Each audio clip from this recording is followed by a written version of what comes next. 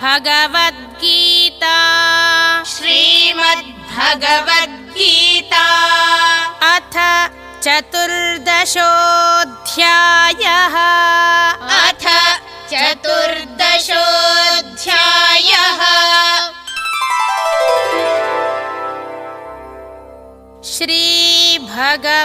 श्रीभगवानुवाच श्रीभगवानुवाच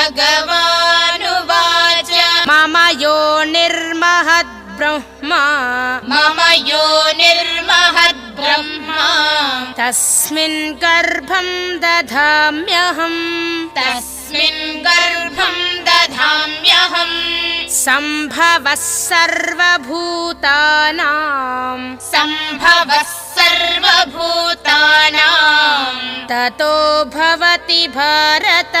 ततो भवति भारत ॐ तत्सदिति ॐ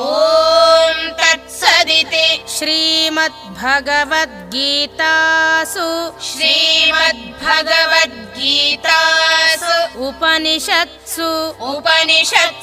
ब्रह्मविद्यायां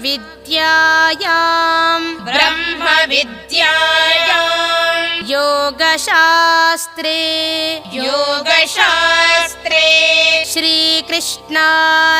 श्रीकृष्णार्जुनसंवादे श्रीकृष्णार्जुनसंवादे